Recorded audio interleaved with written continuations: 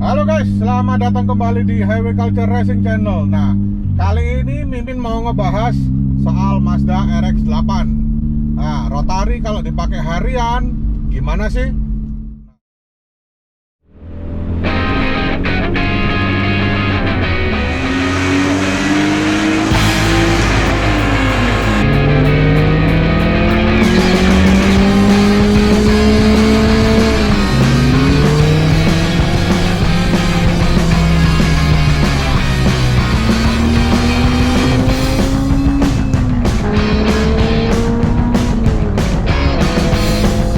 Kalau yang aslinya gitu, ukuran agak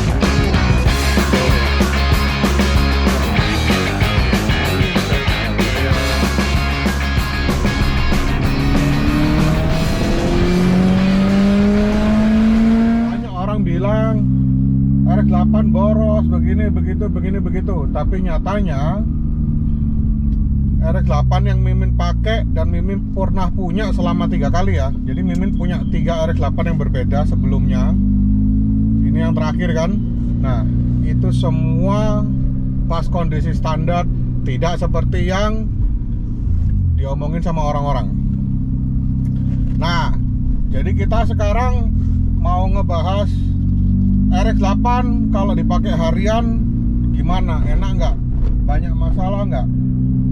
Kita sekarang mau jadi Mimin sekarang mau ngebahas itu sambil jalan. Ini kita pakai harian ya. Ini mau jemput anak sekolah. Jadi ya kalian pikir aja sendiri, kuat nggak kira-kira. Oke, pastiin kalian pantengin terus. Jangan lupa komen, like, dan subscribe. Karena Mimin kalau ngomong selalu berdasarkan dari pengalaman, bukan dari katanya, dan katanya. Nah, jadi yang pertama syaratnya RX-8 kalau mau dipakai harian adalah harus sehat. Nah, gimana sih caranya lihat RX-8 sehat?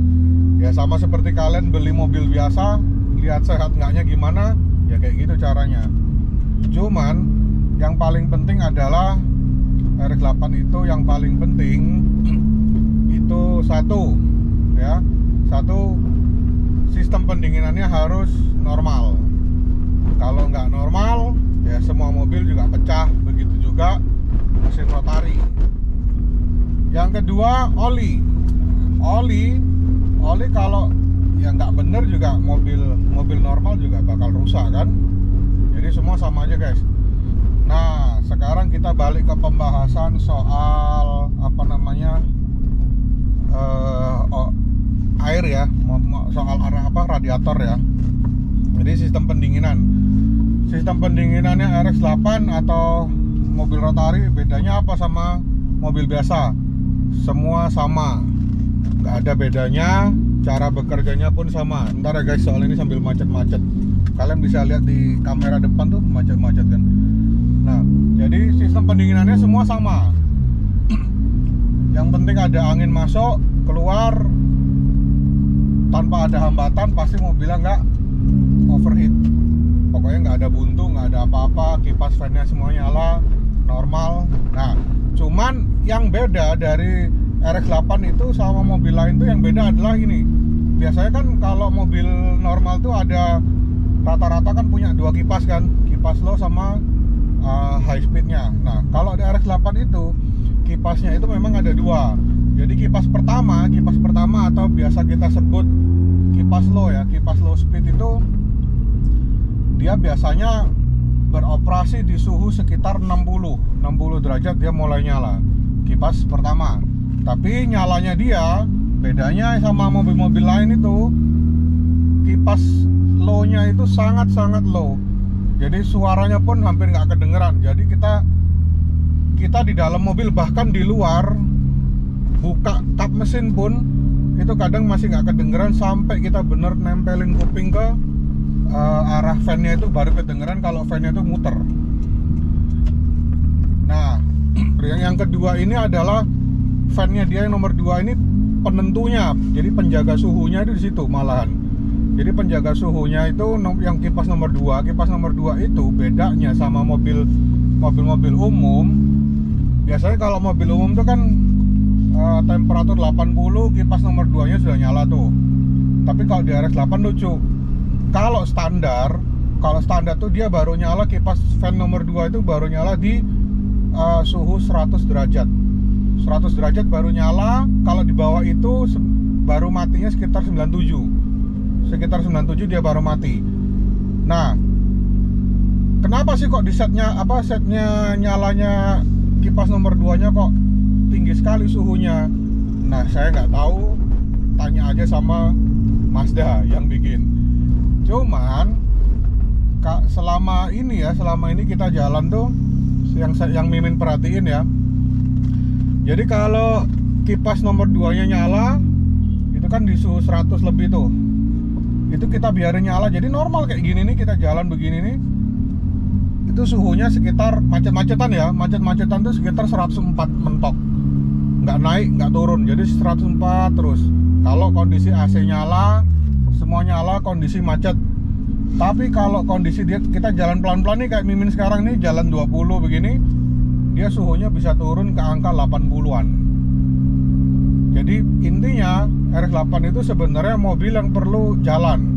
Jadi dia bukan tipikal mobil yang bisa dipakai kayak beberapa mobil yang kita ketahui kan bisa tuh berhenti terus AC-nya dinyalain, mesin dinyalain, suhunya tetap dingin terus kan. Kalau RX8 nggak bisa. Kenapa? Karena dia itu butuh udara masuk. Jadi dia butuh udara masuk, berputar keluar, sehingga dia bisa dinginin temperatur. Jadi bedanya itu, kalau yang RX8 sama mobil lain tuh bedanya itu guys. Begitu juga AC-nya juga gitu. Kalau berhenti, AC-nya kayak AC Freon habis. Artinya kayak AC Freon habis itu maksudnya berarti dia suhunya panas, meskipun di set paling dingin ya kayak AC rusak. Tapi begitu kita jalan, ya kita jalan kecepatan berapa ya, 15 lah, 15, 20 gitu, dia mulai dingin. Nah, kalau kalian pasti mikir, jangan-jangan AC-nya harus meskipun kondisi diem harus digas tuh. Enggak juga, AC-nya nggak harus digas, karena kalau berhenti ya, Mimin juga udah praktekin, udah coba-coba. Jadi kondisi berhenti, AC nyala, gasnya digas 2000, 3000, 4000 semua nggak ngaruh. Jadi harus jalan. Jadi untuk sistem pendinginan kalian sudah tahu ya. Sementara untuk oli kan banyak tuh yang bilang, aduh olinya boros lah, inilah itulah. Mimin ngomong sesuai apa yang Mimin rasain ya. Jadi RX8 itu olinya per 2000 km itu rata-rata nyusut. Kalau di dipstick itu kita lihat nyusutnya hampir separuh.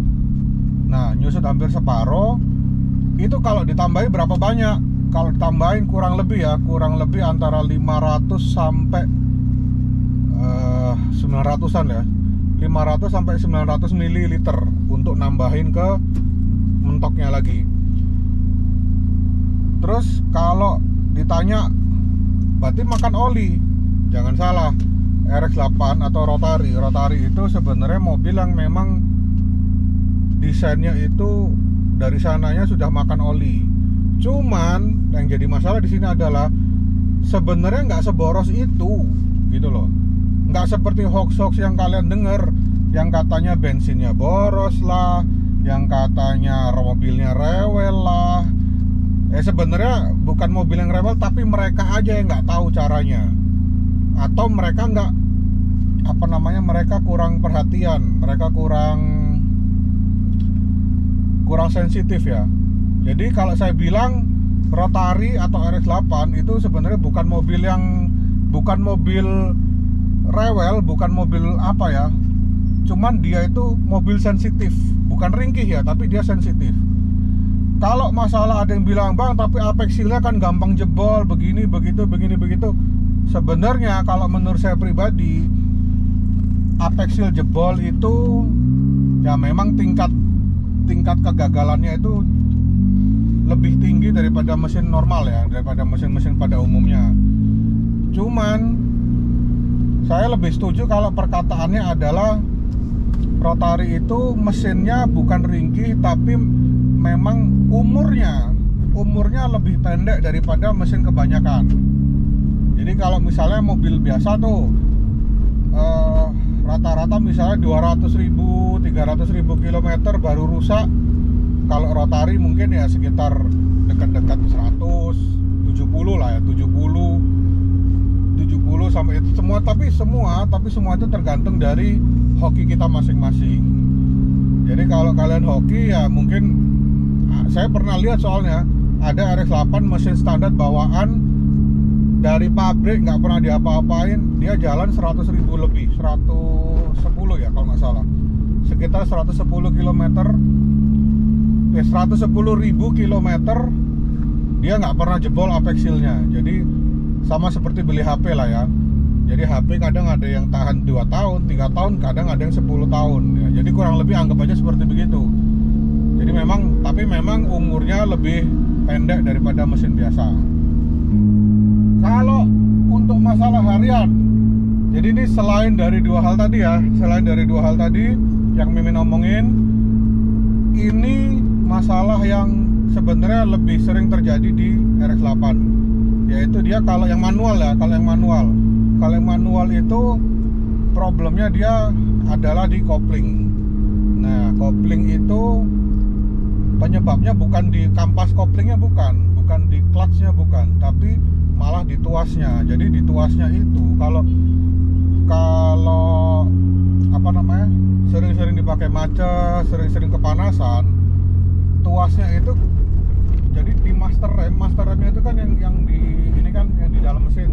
Nah, master remnya itu di dalam mesin itu dia suka kepanasan karena memang seperti yang ada hubungannya, seperti yang Mimin bilang tadi kan, operating temperaturnya dia itu dekat-dekat 100 derajat. Dekat-dekat 100 derajat itu normal. Selama ya, kenapa Mimin bisa bilang normal? Karena overheatnya rotary itu sekitar kalau nggak salah 114 dia sudah mulai masuk overheat. Cuman kalau batas overheat itu tiap orang punya batas masing-masing. Cuman kalau rotary itu sekitar 100, ya ngomonglah 110 lah ya, 110. Oke, kita turunin 110 itu dia sudah kritikal, jadi memang mepet sekali. Nah, cuman hal itu bisa disembuhin dengan kalau kalian nge-remap itu suhu temperatur kipas nomor 2 tadi itu bisa dirubah jadi diturunin suhu operasinya itu bisa diturunin jadi misal turunnya jadi berapa ya, 90 gitu kan, itu bisa. Cuman nah balik lagi, karena sering-sering kepanasan gitu, ini yang Mimin ngomong ini RX-8 yang standar ya, bukan yang sudah diutak-atik ya. Jadi kalau panasnya itu, jadi karena panasnya mesin itu, master coupling itu kan bahannya dari semacam diral gitu ya, diral atau apalah itu. Nah, dia kan kepanasan. Nah, di dalam tuh ada pistonnya lah. Pistonnya itu kan ada sealnya. Nah, sealnya itu kan dari karet. Nah, jadi yang kalah itu rata-rata karetnya, guys. Jadi karetnya itu istilahnya cacat sedikit, dia sudah bocor. Jadi kayak diinjak terus gampang kempes kayak gitulah. Terus dia nggak ngopling, lama-lama nggak ngopling juga kan, karena nggak bisa nahan tekanan. Jadi masalah yang paling pertama yang sering adalah master rem sealnya bocor atau rusak. Terus yang kedua, RX-8 itu kalau sudah deket-deket 40-an ya, 40.000 kilometer gitu ya, itu yang sering terjadi itu adalah suspensi belakangnya dia lebih cepat rusak daripada yang depan. Jadi suspensi belakangnya dia rusak itu awalnya, nah ini saya nggak tahu ya Pak awalnya dari mana, cuman selama ini pernya itu nggak tahu gimana ceritanya. Padahal juga kalau dibilang angkat-angkat berat nggak juga, karena siapa sih yang angkat-angkat berat naik macam RX-8 gini, dalamnya kecil, bagasinya kecil, orang mau bawa barang juga jadi malas kan. Nah, dia itu pernya, jadi pernya itu lebih cepat empuk.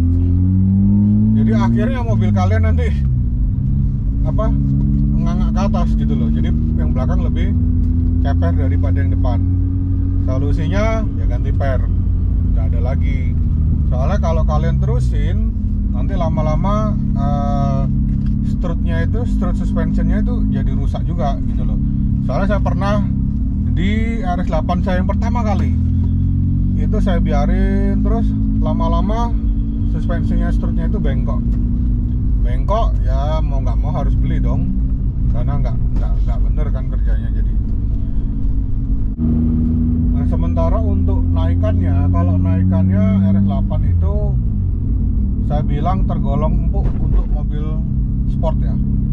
Jadi RX-8 ini naikannya empuk, hampir kayak apa ya, mobil-mobil ya sedan gitu loh, kayak mobil sedan. Cuman bedanya, meskipun dia empuk, kalau dibuat nikung-nikung kayak begini nih, kita buat nikung begini kenceng, ini kan standar nih tuh, dia mau belok, dia mau belok gitu loh. Bedanya cuman itu. Terus paling masalah yang lain apa? Masalah yang lain paling kayak contoh nih, power steeringnya banyak yang bilang power steering banyak masalah, begini begitu. Kalian kalau ingin tahu penyebabnya power steering RX-8 rusak, kalian bisa cek di video saya yang satu ini ya, saya taruh di atas nih. Nah, jadi kalian langsung cek ke situ, apa sih penyebabnya power steeringnya RX-8 tuh rusak. Jadi memang sudah sering bilang di situ. Nah, itu nanti kalian lihat aja. Terus apalagi? Nah, jadi itulah semua RX-8 itu kekurangannya kalau untuk harian ya. Kekurangannya itu, jadi kalau kalian yang baru-baru ngambil RX-8 atau baru mau beli atau lagi milih-milih, nah kalian harus siap-siap sama yang Mimin bilang tadi. Jangan lupa RX-8 itu bukan mobil yang gampang rusak sebenarnya, tapi dia mobil yang sensitif. Jadi ya itu tadi, kalian cuman yang jelas mobilnya fun sih nih, kayak gini nih, belok begini enak dia. By the way, jadi ya udah guys, segitu dulu. Semoga kalian suka videonya, semoga berguna buat kalian, dan semoga bisa membantu meluruskan hoax-hoax yang ada di kalangan para pencinta mobil. Oke lah guys, sampai sini dulu. Terima kasih.